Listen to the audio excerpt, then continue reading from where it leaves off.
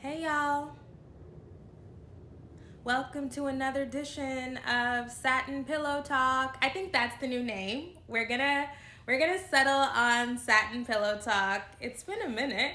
How have you been doing? I'm good. I've been staying out of trouble, not responding to comments. My birthday was on Saturday. I hung out with my family and I was kind of bummed. Honestly, I was bummed because last year, 31 to 32, was the best year of my life, genuinely. And I wanted to do something for it, and I just couldn't do anything for it, right? There are no celebrations in a pandemic. So I did get to hang out with my family. I am really grateful that I was able to move to Texas and spend so much more time with my family and hung out with them and had a homemade birthday cake and they were around. So I am really appreciative of that, but I am bummed. I'm going to be honest with you. I do feel a little sad that I just celebrated my second birthday in quarantine. And that night after I left my mom's house, I was like, I'm going to shop it away. So I went to Neiman Marcus and bought a pair of shoes that was just ridiculously expensive. And I'm still deciding if I'm going to keep them or not. I don't know. I don't know if it's worth the money. But yeah, I've been in contact with my friends, my best friends from college, and I've been trying to plan like what are our post vaccine plans? Cause your girl gonna be out. I got vaccinated last week, so come summer, it's gonna be a summer of debauchery. Well, I'm 32, so it's not gonna be hot girl summer. It's gonna be lukewarm summer, okay? Right? Like, it's gonna be I have things to lose summer, but we're still gonna have fun. Absolutely. I told my friends, I have trips planned, so y'all get vaccinated so we can be out. Thank you. Anyways, thank you guys so much. I Pisces supremacy for sure. Somebody's saying I just want Pisces season to be over. I've been in an emotional tizzy for damn near a month. Um, I've been feeling really good, honestly. Okay, we are here. Thank you guys so much. All I can say over and over again is the 30s are it. It's it. And even when I find myself tripping over ridiculous stuff, and getting caught up in like ridiculous shit, I still have enough perspective to understand that, like, even in my life, right, the ridiculous drama that I get caught up in, the internet shit, it's nothing. You know what I'm saying? Like, people have real problems. It's nothing. It's nothing. Right? And honestly, it's like when you feel good in your body, when you feel good about your life and feel good about your body, it's like, it's so much easier to get over the dumb shit, you know? I just feel really good. I just do.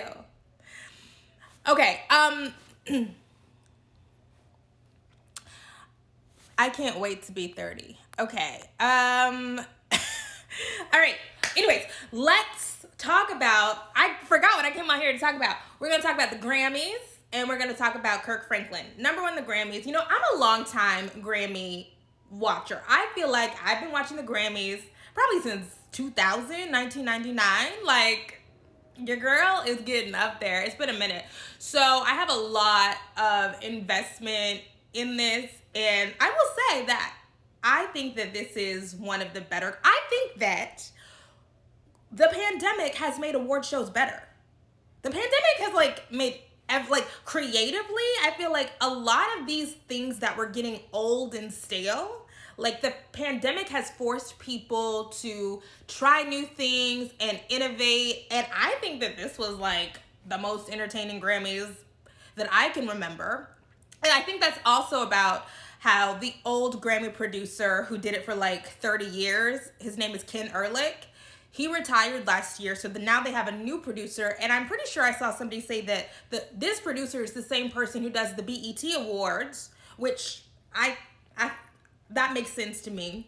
But I like this setup. I like performance. We're not here to see who gets awards. We're here to see performances. So the Grammys is essentially a showcase. You know, it felt like, I don't know if y'all watched this British show. It's called Jules Holland. That's what it felt like, right? Where it's like an intimate set where we just have a few people in the audience and we have the other stars looking on. I really liked it. I thought that there were some really good performances. I always appreciate that the Grammys doesn't just give us the super, super big name people. I like the mix of different kinds of people. I'm a Maren Morris fan. I am a Brandi Carlile fan.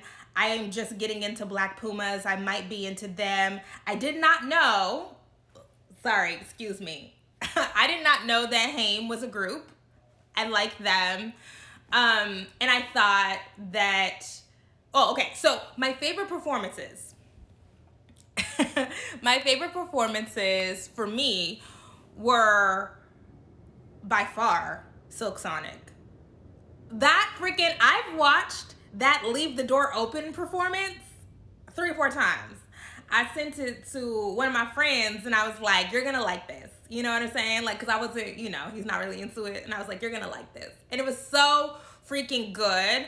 I just think that Bruno Mars and Anderson .Paak are top tier together, like so good.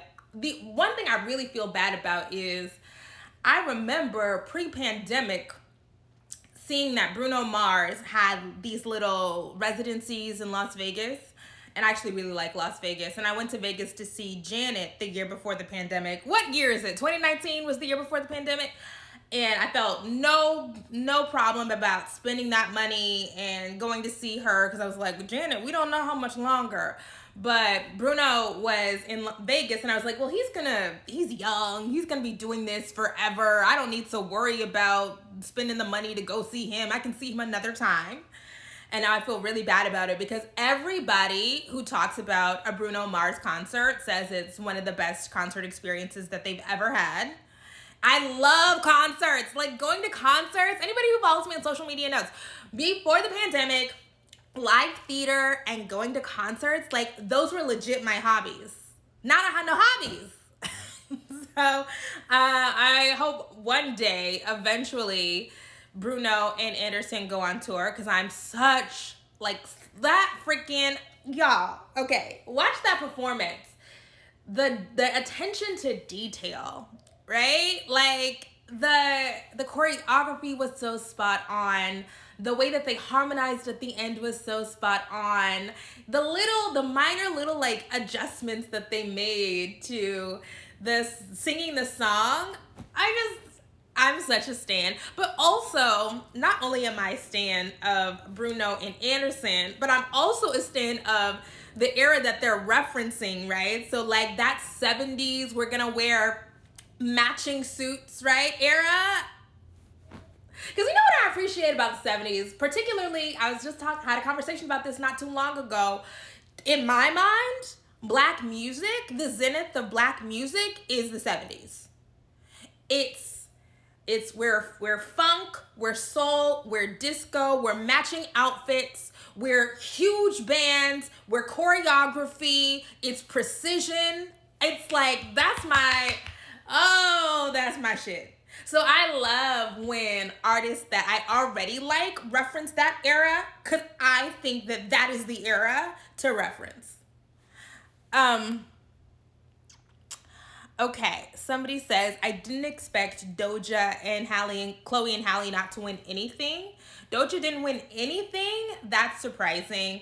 I kind of expected Chloe and Halle not to win anything because they're still on the rise. They're still on the come up. Because if we're going to be completely honest, like, if they were to have been nominated fairly, like, who even knows what fairly means in this context, but Ungodly Hour, certainly one of the best albums of last year. Certainly, right? So it already was kind of overlooked. I love them, would have loved for them to be able to get more shine off of the Grammys, but they're going to be fine. I didn't love those outfits.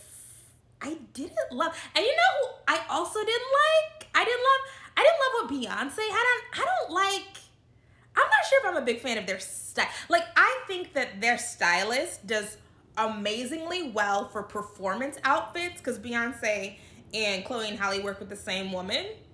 I don't want to say her name because it's a black woman and I don't want to talk shit. But for like red carpet, like I don't like in everyday clothes, I'm not sure. I did not love those outfits. But I saw Beyonce at an after party in like a silver chainmail Burberry, custom Burberry outfit, and I thought that was beautiful. I would have loved to have seen her wear that to the actual. But I don't know. I didn't like the chaparelli that Beyonce was wearing. I didn't like that. And also, I wasn't even really expecting Beyonce to show up. I thought they said that they weren't doing that anymore. That's why, okay, tinfoil hat Kimberly. Tinfoil hat Kimberly. That's why I feel like people get hints about who is going to win. Because do I think that Beyonce would have shown up if she hadn't gotten a hint that she was going to win? I don't. Tinfoil hat Kimberly, conspiracy theory Kimberly. But I just don't. I just feel like, you know, I loved Beyonce's boobs. Okay. I'm still mad about Sis's Control not winning anything. Control, y'all know I stand Control. Like, I feel like Control is top tier when we're talking about the canon of black women's creative work over the past 5 years. I think Control is so exceptional. Congrats to Megan. She had an outstanding year, and I saw that ode to Beyonce in her performance too. Megan had a great year. Love her. Love her energy. Thought she looked amazing last night. I did not like Good News. I did not like that album. I felt like it was trying too hard. It was trying too hard to be a hit. Trying too hard to have hits. I hate that for her, right? Because I like a lot of Megan's mixtapes. Like Big Ol' Freak, like I still play that song to this day. To this day. I just thought the assemblage of that album, assemblage is not the right word there, just did not hit the mark for me. And I understood what she was trying to do, right? If you listen to Doja's Hot Pink, if you listen to Invasion of Privacy by Cardi, right? That is the blueprint that Megan was trying to chase with Good News. It didn't curl all the way over. And a lot of that stuff that is made for TikTok does not sound good. A lot of the stuff that is made for TikTok does not sound good. And a lot of those dances that are made for TikTok don't look good. Like, it's just, I get it. I understand that creating stuff toward social media is the quickest way to get a hit. I totally understand. But like, I'm sure that Megan thought that Crybaby was gonna blow up because of TikTok. And that Crybaby choreography looked like it was made for TikTok. Even the body choreography looks like it was made for TikTok. Now, that happened to blow up, but I don't like that. I don't like the era, the age that we're in right now. But what I can say about Megan is she tries hard. She works hard. She is obviously talented. She's a good dancer. I appreciate effort.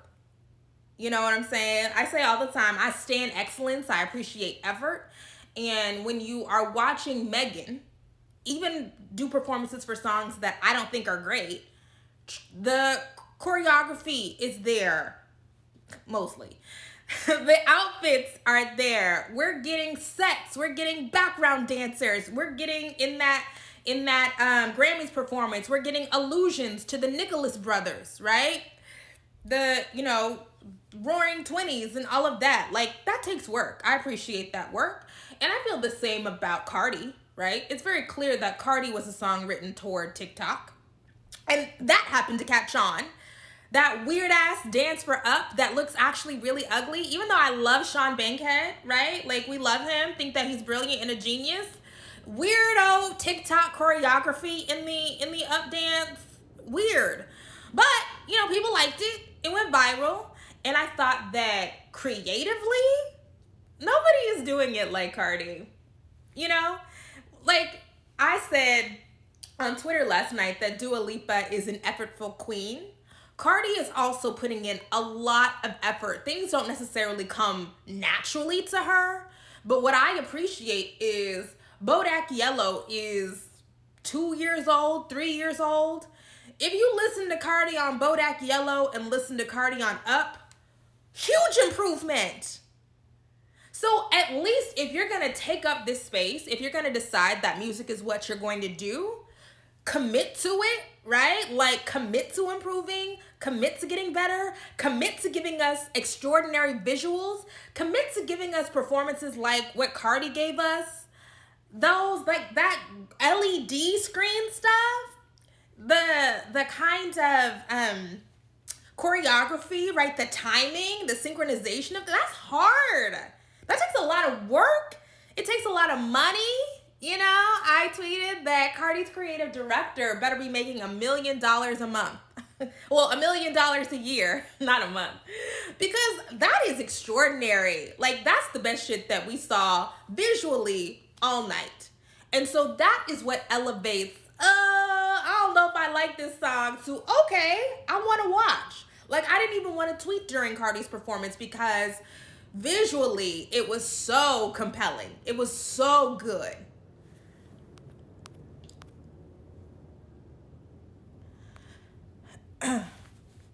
Okay, I'm Jeannie says, I don't think the choreo matched Cardi's body, if that makes sense. Some of the moves didn't flow naturally for her. Yeah, she was trying.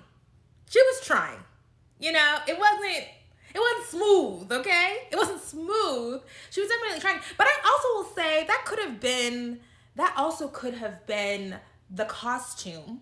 I don't know what that costume was made out of, but she definitely looked restricted. Oh, Bodak Yellow is 4 or 5 years old at this point. Girl, I don't know what time is. It's hard for me to keep up with time. But Bodak Yellow still goes. I saw Dua Lipa was trying so hard. Y'all know, and I'm glad that Future Nostalgia won things.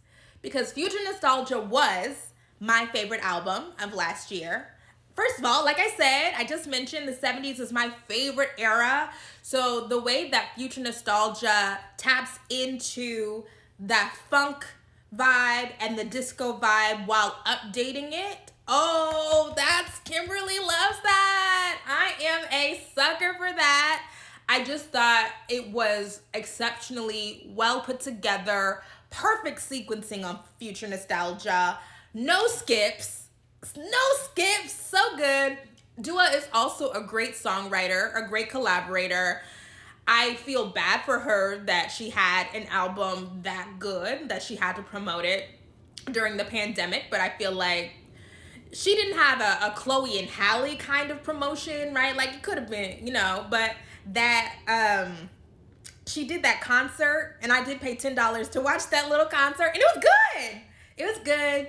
I'm sure she didn't get the all of the videos she wanted out of Future Nostalgia, but I'm glad that she got recognized. Levitating was my favorite song of last year. Levitating, I put Levitating and Hallucinate. Like, me, I would bump Hallucinate so loud in my car. Like, me and my nieces, like, I'll play it and we just like sing like Hallucinate. Like, so good. So I appreciate Dua Lipa because she got shamed. So her first album, what was it called? New Rules? Really good songs, but the performances, no. And she was young. And so people made fun of her and made fun of the stiff dancing and the bad choreography. And then she came back around here with Don't Start Now. Great performances, great aesthetic, right? Great vibes, well put together. Like, I appreciate that. You know what I'm saying? Like, I think that everybody is not naturally gonna be I think Doja just naturally has it. I think Beyonce naturally has it. I think, everybody knows I'm obsessed with Janet. Everybody is not gonna be those people. And so if you're gonna do this, work for it. Work for it, honey. And like, I appreciate that Doja has put in the work. Now, yes, you can see her trying. You can see the wheels turning in her brain while she's trying to give us those dances. But so what? I still liked it. Now, what I did not like is the baby appearance. Why does Levitating need a rap break? I don't get that. Why? For what? Like, help me out. But I just thought I like it. And I really thought that when Dua was on Saturday Night Live, I felt like those performances were really underwhelming. And I felt like at least this Grammys performance was a step up from that.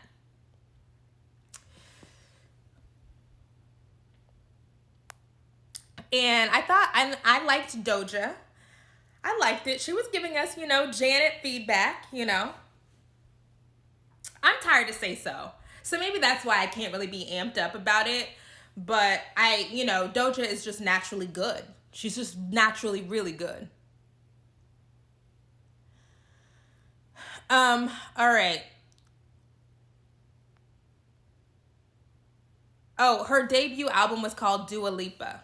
Okay. Okay. I've liked Doja before, but I genuinely don't think she was snubbed. I think that, I'm not sure. I think it's really tricky because a lot of those categories that Doja Cat was nominated in were really stacked. So what I super did not understand was Harry Styles winning in that pop category that had Say So in it, I think, and it had Levitating in it. Let me look to see what Harry Styles won. Harry Styles Grammy win. He won for Best Pop Solo Performance for Watermelon Sugar. No, not in a category with Cardigan and Say So and Don't Start Now and Yummy and Everything I Wanted. No, I like her. Now, Harry Styles. Now, that is somebody. Lay your head on my pillow and just relax. Okay, Harry? Okay. Wait, no, that was so out of step. Lay your head on my pillow. Sorry, I had to get it right because I can actually sing, okay? But that's a fine man. Okay, Olivia, I understand, girl. I get it. Cause he fine. I get it. And I like that Watermelon Sugar performance, right? I think Harry Styles is just naturally very charismatic. But best pop solo performance? Thoughts on Trevor's hosting? It was not my favorite. Not my favorite. Not my favorite. Do you think Everything I Wanted, but the song should have won over the other songs in the category? What did Everything I Wanted win? Everything I Wanted, Grammy. It won Record of the Year. Sorry, let me look. Record of the Year, Grammy, 2021. I can't remember. What were the other songs? I'm trying to pull it up. Oh, okay. So Everything I Wanted won. Black Parade was... We need to talk about Beyonce. We're going to talk about Beyonce. Colors by Puma, Black Pumas, Rockstar by DaBaby, Say So, Don't Start Now, Circles, Savage. No, I don't think Everything I Wanted. But what is everything? What is Record of the Year? Record of the Year is the producers Grammy. Who gets the award? Let me look. Record of the Year is presented to honor the artistic achievement, technical proficiency, and overall excellence with regard to sales or chart position. I don't know. I'm not sure if I would have given them that over Say So, over Savage. I don't know. And y'all know I love Billy. I'm a Billy stan. But I don't think so. I don't think so. And okay, yeah, okay. It's time for us to talk about Beyonce. I do think that Say So. Okay. So everybody knows that I think Beyonce is an exceptional artist.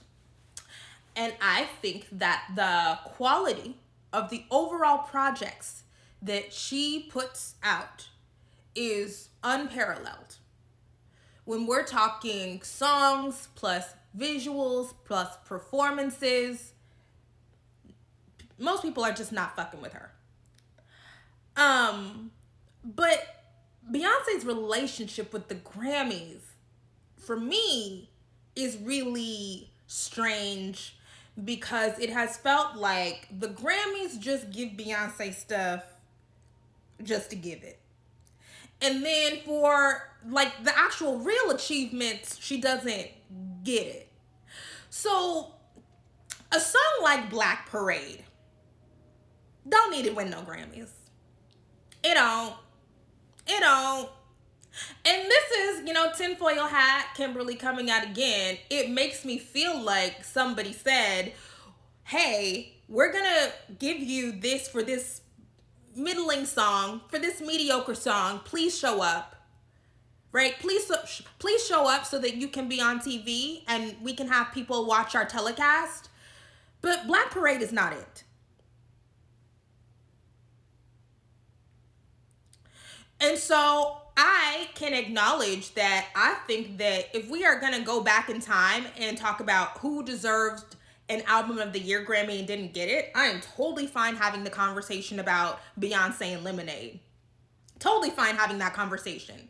Because if you compare Lemonade to the albums that it was up against that year, please, easy. But if we're going to talk about all of the other Grammys Beyonce has won for stuff that is just not.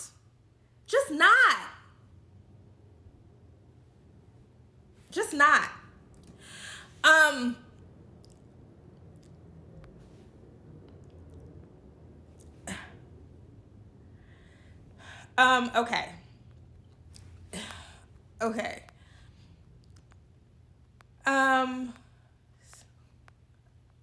I think she deserved Grammys for other projects, but I'm fine with Black Parade winning. I'm not. And I even think the Black is King album was good. Like if she won. Now, do I think Brown Skin Girl, the video? Let's look at who the Brown Skin Girl video was up against. Video Grammy. Best Music Video nominated. Sorry. Best Music Video Grammy 2021.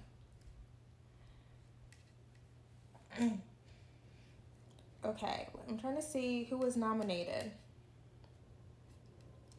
Okay. Life is Good, Lockdown, Adore You, Goliath.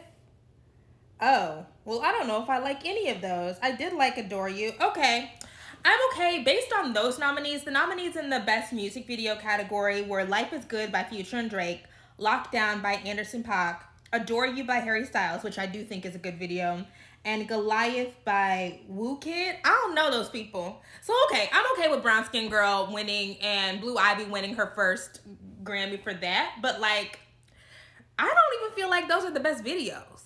But we all know Grammys are political. This is not real.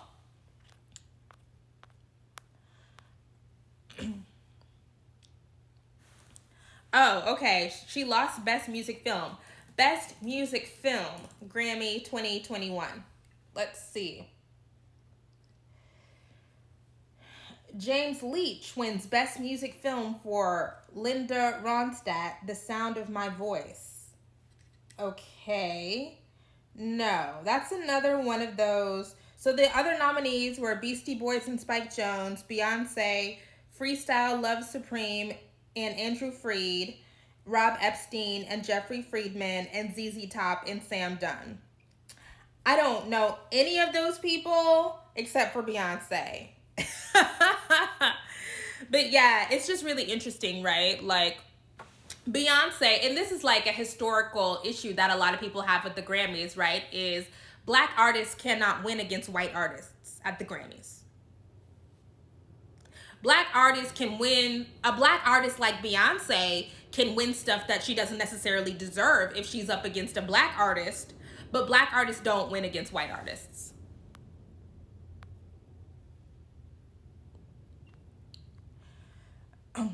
Oh, people are like getting badges. Okay, hi, thank y'all so much. Love y'all.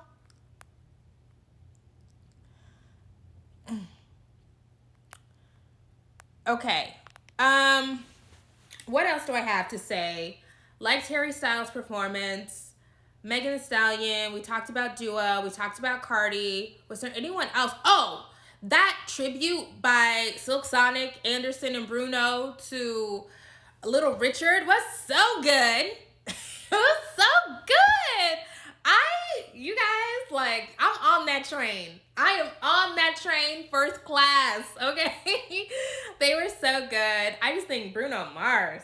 Woo! And you know, people be talking about short men. People talk about D'Angelo and Bruno. And it's like, girl, I'm 5 feet tall. Ain't no height limit over here.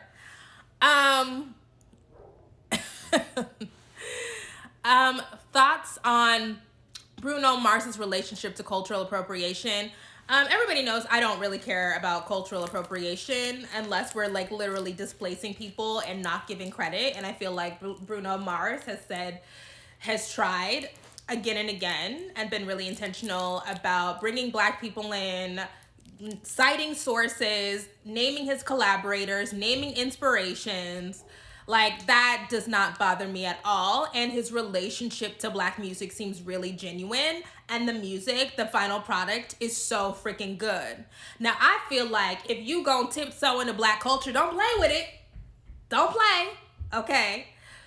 But I'm super okay with Bruno Mars coming in with his, like, exceptionally well choreographed and well executed songs and performances. I am so okay with that.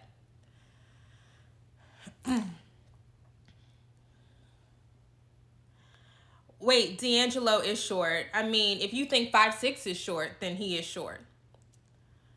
Thoughts on Taylor winning Album of the Year? I mean, I like Taylor, and Folklore was good.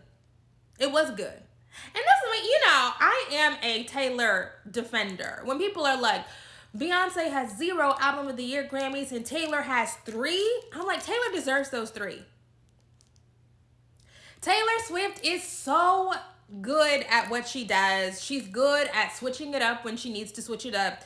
Taylor realized that schmaltzy saccharine pop shit that she was doing wasn't working no more, so she decided to go indie and become a serious musician. So she reached out to Antonoff and the Nationals, those men from the Nationals, and was like, oh, we're going to give them something new. They'll love this. And they did love it. I have no problem with that. And also, I just really liked Folklore. I have no problem with that.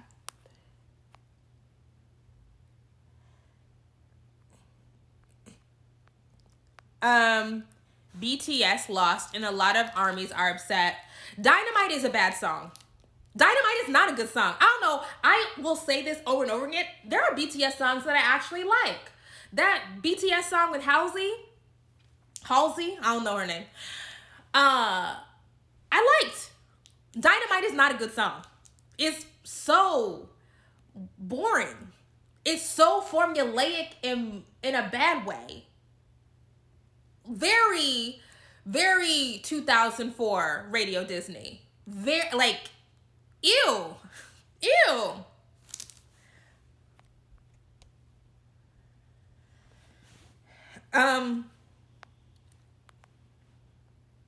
So happy for Her's Grammy wins. I'm not a big Her stan.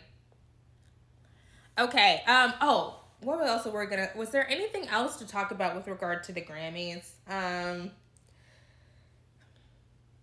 Best New Artist. You know, I thought that Doja Cat was gonna win, but I'm okay with Meg Thee Stallion winning. Again, I think that Hot Pink is a much better album than Good News, but you know, I'm okay with Megan winning. Anyways, I think that's it on that. The other thing.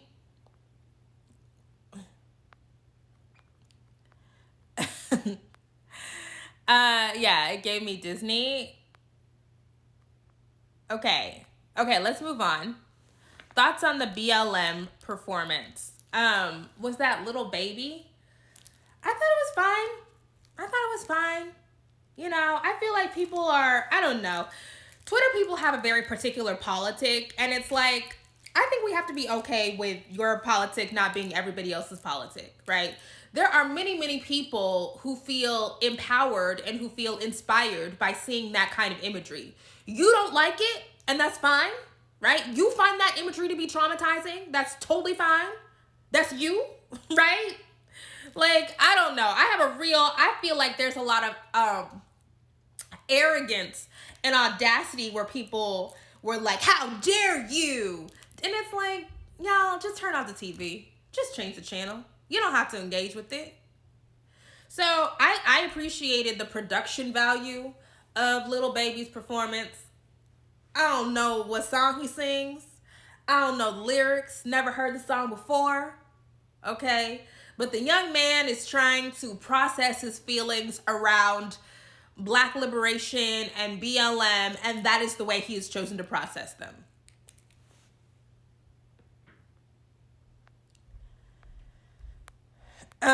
Victoria Monet was snubbed too. Yeah, but those are expected snubs for me. Victoria Monet, that's an expected snub, even though y'all know that I think Victoria Monet is just okay. So many, the Doja Cat, Jacob Collier. Okay, we're gonna move on because I think Jasmine Sullivan. Was Jasmine Sullivan nominated for any Grammys? I can't remember. Did Hotels come out in time? I don't remember. But anyways, you know I love Jasmine and I love Hotels. So that's it. All right, we were also gonna talk about Kirk Franklin because that was the other scandal from over the weekend. So Kirk Franklin is coming off of his amazing Tiny Desk performance with NPR. And like I mean me, we've been bumping that Tiny Desk performance I watch it like once a day. Like, I just think it's so good. And you know, I grew up in North Texas, so Kirk Franklin is a staple in my childhood, you know, because he lives here. So his son, Carry-On, who is 33, I didn't even know. I had no idea that Kirk Franklin had a child that was older than me. But his 33-year-old son over the weekend released a short audio clip, maybe like 30, 40 seconds of Kirk Franklin cussing his ass out, calling him bitch ass nigga and all that, and I'ma stomp you out. I mean, actually, I don't know if he said I'ma stomp you out, but he did threaten physical violence. He definitely said bitch ass nigga, right? So his son Carry-On recorded him going off and posted it on his Instagram and said, who does this? And I can't believe this and all of that. And there's been a lot of discourse about it over the weekend. And my first thought was, how do I not know that Kirk Franklin has a child that's older than me? And Kirk Franklin is like 48. So apparently he had this child when he was 15. This kid don't show up on the Instagram. Carry-On is not in the viral videos. But apparently they have a really strained relationship and they are estranged. And that showed up in their interactions with each other. And, all I can say is that if you are a child and you are so deeply hurt and you feel like there's no recourse but to air your parent out, to expose their behavior, then you're in a really bad place. So I can feel enormous empathy for Carry On, because I'm sure that that's not the first time that they've had one of those kinds of interactions. And it does seem like that's a desperate move, right? Like, you're like, look at this shit.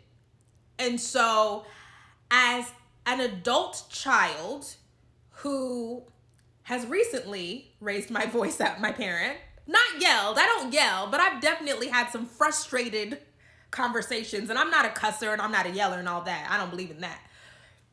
But as an adult child who has fairly recently had some tense conversations with her parent, I can say that it is so easy when you are talking to your parent and you feel like they're not listening, right? You're trying to be clear.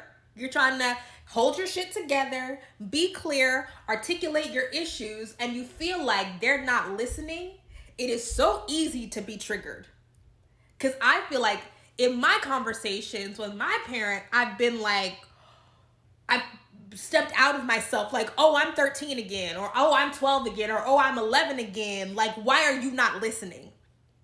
And I do think that it's really tricky with regard to Black familial relations, because Black people love hierarchy. We're all about really, especially Black church people, and my mom is super religious. Black people overall love a hierarchy. Black church people obsessed with hierarchy, obsessed with order, obsessed with control and power relations, and you don't talk to elders a certain way, and I'm the parent or I'm the elder and you listen to what I say. And it's like, but you're wrong. But you're wrong. And so there's no way for us to get to anything if you're not going to acknowledge that even though you are the parent, you're wrong. Like, that shit is frustrating. And, I think, so many people have been talking about issues with their parents and stuff. I'm just thankful that my parent has never, she don't do that.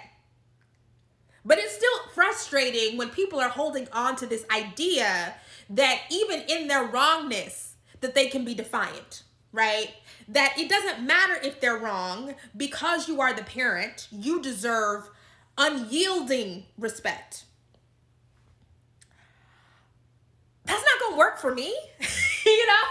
Like I've never, first of all, I personally, my ethic is I'm not gonna talk crazy to my mom. We might get heated, okay? Because y'all know I'm a passionate talker anyway, but I'm not gonna talk crazy. I'm not gonna cuss you out. I'm not gonna yell. But I am at a point where it's like, I have to firmly state my position and tell you you're wrong.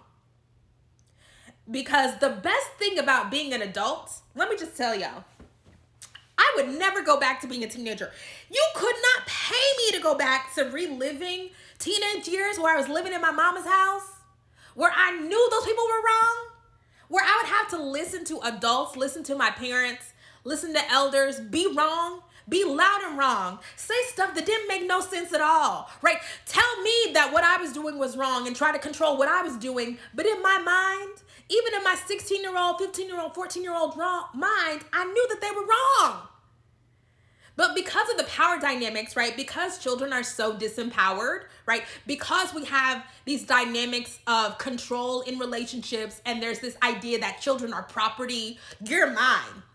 You live in my house and I pay your bills and you came out of my body, you're mine. Because we had that when I was a teenager, I was like, girl, I gotta get the fuck out. I gotta get out of here because this don't make no sense. And only now as an adult, because I pay for my own shit, I'm relatively successful, I feel like I have enough therapy to feel empowered. Let me get my little handkerchief out.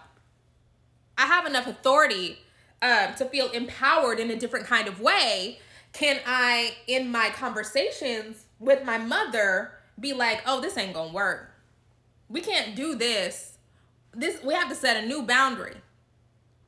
But also, right, the reason why I can at least have better conversations and more equal conversations with my mom at this point is my mom's not famous. She's not rich. She's not paying any of my bills, right? Like, And so there's even additional power dynamics, right? So the additional power dynamic is we have all of this cultural stuff, right? About respect your elders, your parents can control you, you're their property, don't step out of line. But in a relationship that is like Kirk Franklin and Carry On, Kirk Franklin is rich, famous, gospel musician who has all the money and all the power and who has the power to control the narrative the way that he tried to control the narrative by posting that response video on his Instagram. And Carry On is like regular child. It's so skewed. Oh, I do not envy that at all. And I do think that, I don't have a desire to have children, but in my relationship, even to my nieces, whom I love and adore, I really am trying to de-emphasize this idea of I'm right because I'm older, or, I automatically get respect. No, I give you respect. We give each other respect, right? I care about your feelings. I care about how you're navigating the world. And you show that same respect and courtesy to me, right? It's mutual.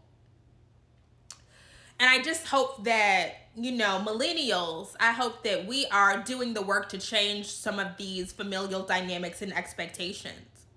And by the way, one of the reasons why I can have open, contentious conversations with my mom and then come back and not be like, I'm cutting her off, I'm never speaking to her again, is because I have enormous empathy, right? So even if the conversations don't always go the way that I would like them to go, even if, sorry, my headband is doing a weird thing, even if, she says stuff that I think is wrong, I have enormous empathy for the fact that this is a middle-aged woman who has had to endure all kinds of racism and sexism, who has had to claw her way up out of poverty. Like, there's real trauma there. And a lifetime of navigating trauma is inevitably going to impact your relationships, all of your relationships, romantic, platonic, familial, filial.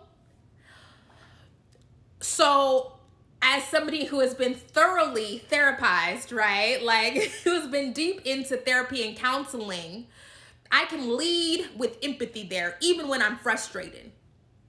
And so the backdrop of all of this, of all of that hateful nastiness, I don't think that there is ever an excuse. By the way, when people are like, we don't know what Carry On did, we don't know what Carry On said, there is never an excuse to talk to your kid like they're a dog on the street. There's never gonna be a situation where I'm gonna be like, oh, yeah, I get it. No. If we overheard Kirk Franklin talking to his wife like that, we would say, abuse. Tammy, get your stuff. You've got to pack. Okay? You're being abused. That's abusive. And it's like Black parents, have internalized this idea of, look at all I did for you, and I paid for you, and I paid for college, and you lived in my house rent-free and all of that, when it's like, but what are your emotional obligations to your children? Right? What are your intimate obligations to your children that extend beyond the material? I feel like we're just beginning as Black people to explore that dimension of relationships.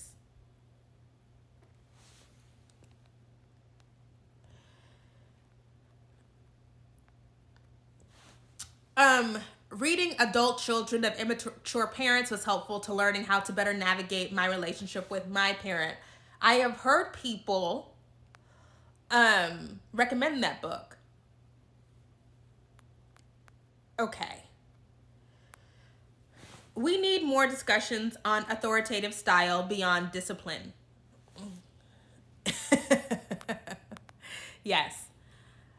I hate when my mom would say, I did this for you and that for you. And I'm like, that's not an excuse for you to talk to me like this. I'm going to say this because I know that my mom is not on Instagram like this. But, recently I've been going out of my way to have more difficult conversations. Well, not in the past couple of months because I got too frustrated. But in wintertime, I was trying to say, be really clear about it and say, I did not like when you did this, and this is how it affected me. And my mom, will be like, well, you got a car when you were 16. What? Like, wait. No. I'm talking about how when I was 11, you said that I was a spoiled, rotten child, and that, and it's like, no, right? And that I thought too highly of myself and that I needed to have lower self-esteem. The car was great, right? But I was emotionally fucked up driving around in that car, right?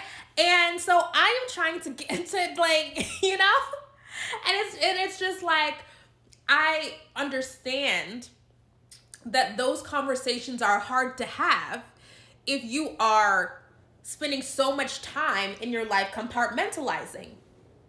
Yeah. I am very emotionally messy. I'm emotionally messy and open. I have no problem going deep in that stuff. I like that because I think it's necessary and useful. But I think for a lot of Black folks in particular, a lot of Black people have learned to disconnect themselves from that vulnerability and that emotionality because it does expose you in some ways.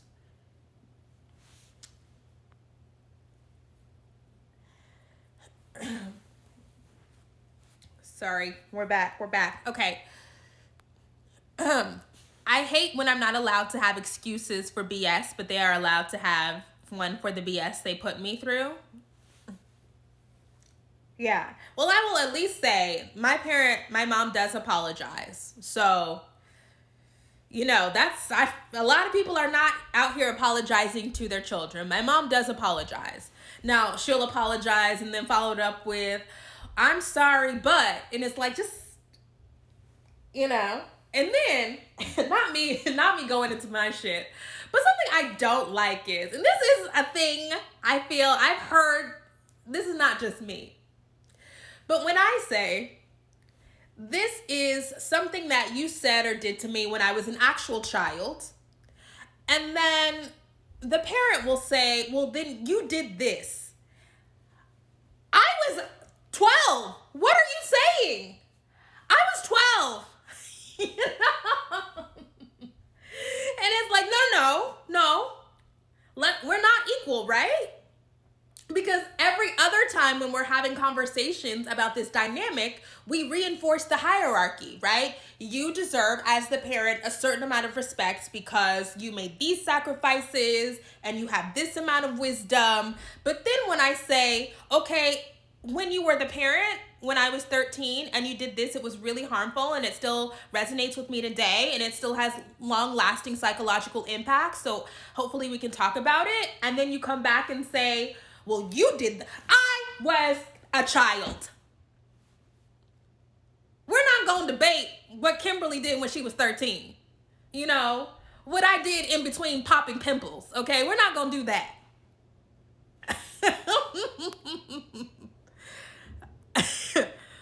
Okay. All right.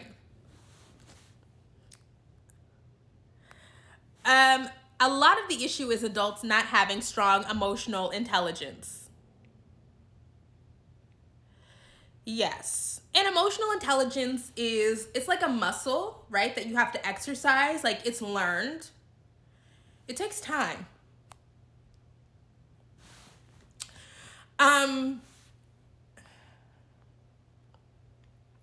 When they make all the excuses in the world for what they did, I did this because you did that, the frustration. I disagree. 12-year-olds aren't dummies. Okay, just if you want to abuse your children, just say that. Like, 12-year-olds are children. They're children, right? The reason why we limit what children can have access to, what they can do, where they can go, where they can live, is because we recognize that they are children, right? And so if I, 32-year-old Kimberly, am having an interaction with a 12-year-old, I recognize that I bear the brunt of the responsibility for the outcome of that interaction because I'm the adult. I'm grown.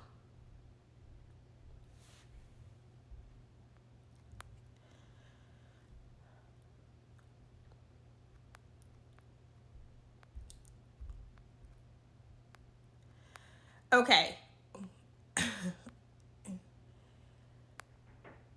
You cannot measure children by adult. Yes. Sometimes being a good parent is not being a parent at all, especially if you lack patience and understanding. Yeah. Black parents have an issue seeing their children as actual children. We adultify them the same way white authorities have the tendency to. No prefrontal cortex. You know something I really appreciated? I was watching Raven Elise. Sorry, I'm trying to drink this Capri Sun. I was watching Raven Elise and her vlogs. I like her vlogs because they're really well edited.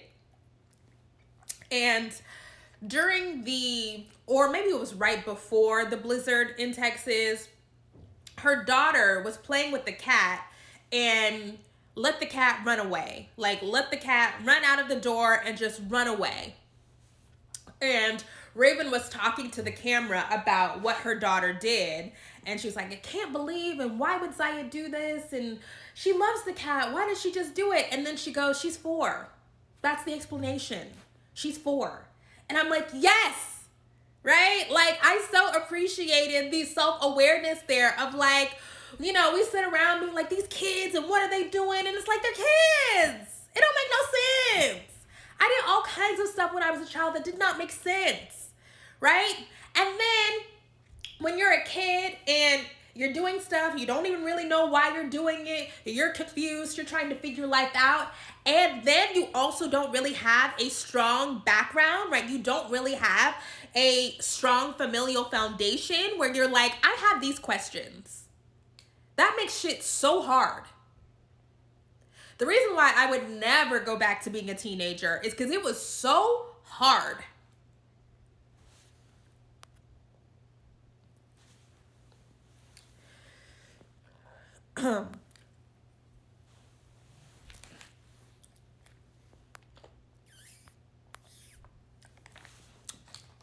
With each generation, we should attempt to do better, be better.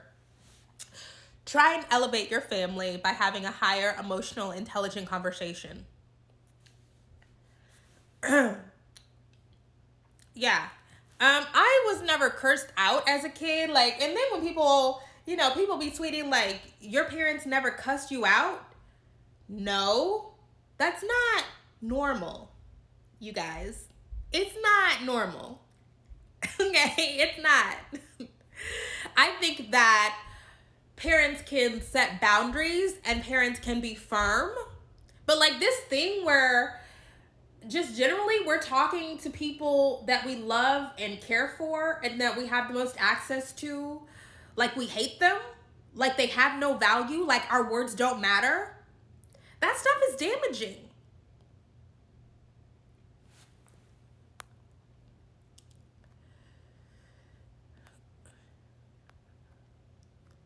We don't get the grace even in our Black community. It's like this unspoken thing that we should know better. Yeah. But it's even like, those the TikTok trend where it's like, one of them was like, I didn't raise you to act like this. And then the kid was like, well, then who raised me? Right?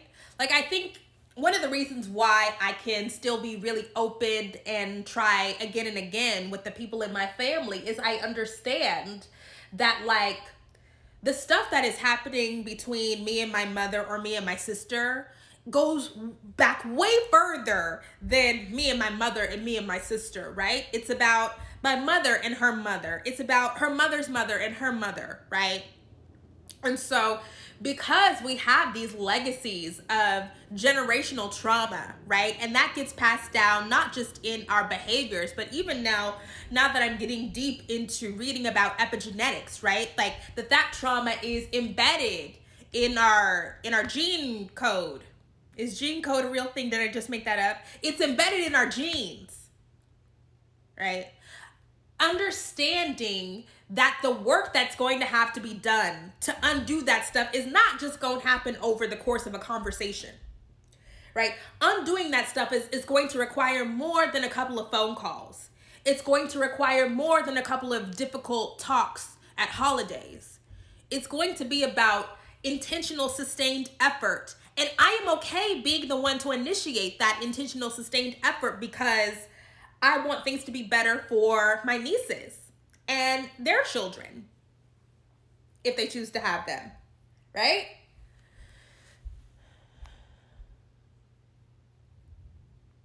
Genetic makeup.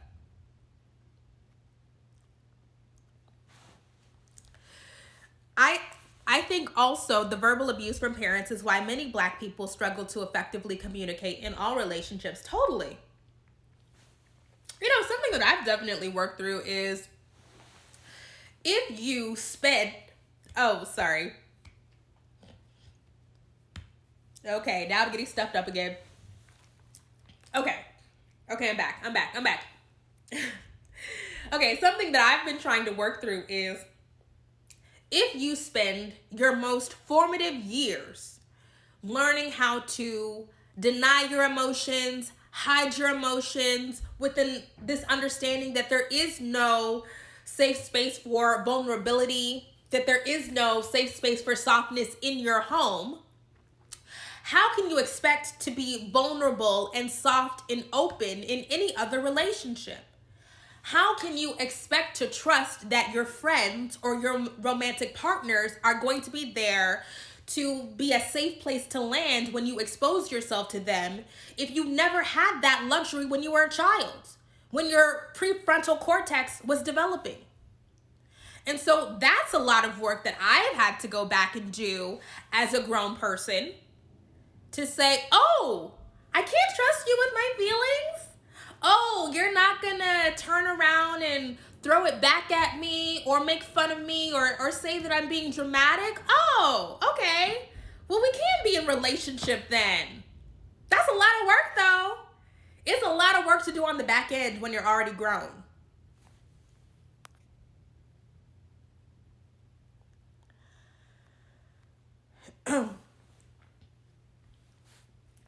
The impact of emotional abuse suppression on communication habits and relationships.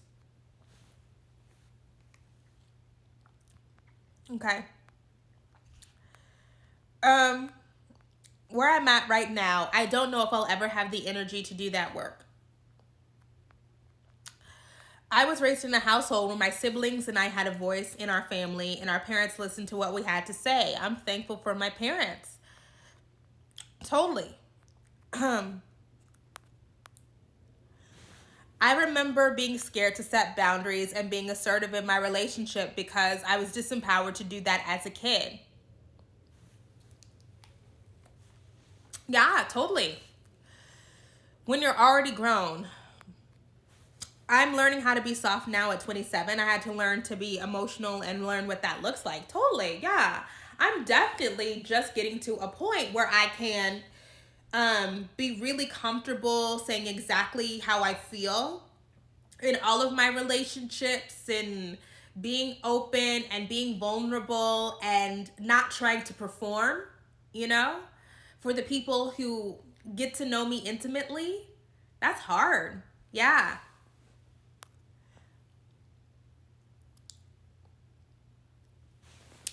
There's also the anger that comes from being grown and realizing childhood is over and how much you lost. I don't have, honestly, the only time for me, when anger really crops up is when I'm like literally talking to my mom and she's saying stuff that I'm like, girl, and it's like, nobody send this to Alice. But it's like, I feel like I'm being gracious, right? Because there's all kinds of stuff that I could go into and say and bring up. I feel like I'm being gracious by only skimming the top, okay? So it's like, be grateful that I'm being gracious to you. You know what I'm saying? Like just, And so that's when I kind of get angry. When I'm like, wait a second now. Now I'm just getting to the little tip. Like we could really go deep here and really hurt your feelings, but I'm choosing not to.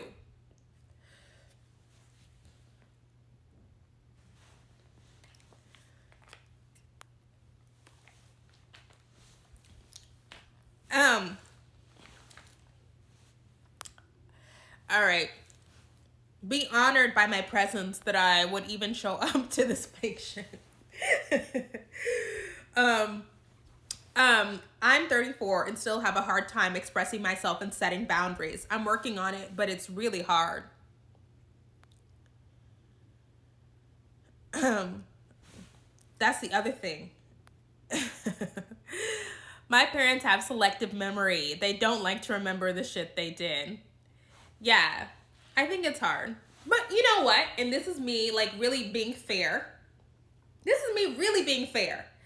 Because there have been times when people have come to me about ways that I've hurt their feelings or things that I did and I don't remember it. Because it impacts the person who is hurt way more than it impacts the person who is being rude or mean-spirited or selfish is just going about their day. Like it's nothing. It's like not even a blip on their radar.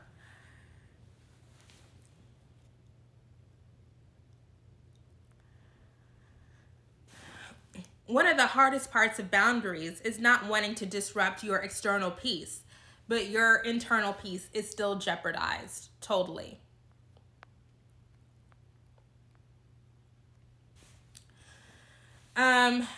I really wish they also realized you're having these discussions with them to save your relationship and make it better. Yeah, that's the thing. Oh, that is the thing, right? So man, not to get too deep into this, but I mean, I've already gotten too deep into it, so it's too late. But it's like, do you understand that I am making it a point to try to address this stuff because I want to be in relationship with you, right? Like I am making it a point to re-traumatize myself, right? To expose myself to being triggered in order to have this open conversation with you that includes specifics about some of our relational dynamics. Because I don't want to be the person who doesn't come home for Christmas or Thanksgiving. I don't want to be the person who presses decline on all of the calls. I don't want to be the person who never answers your texts. I want to remain in connection with you. That's why we have to talk about this thing. But people don't get it. People don't get it.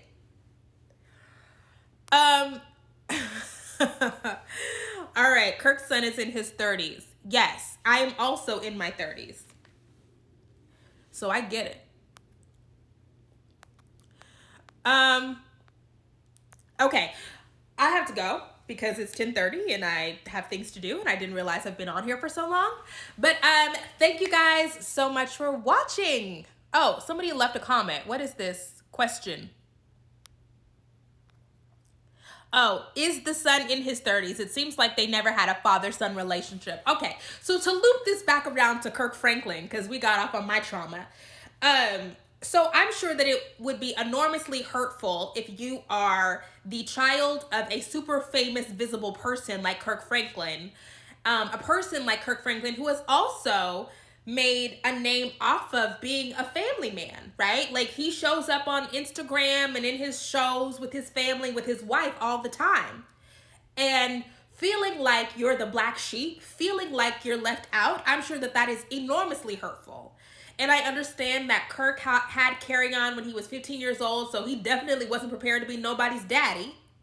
But Kirk has enormous resources. Enormous resources, a huge platform, right? Like, if he wanted to make it right, he could. So what's happening here? What's happening here? I'm not sure. I don't know enough to speculate, but okay. Okay, bye.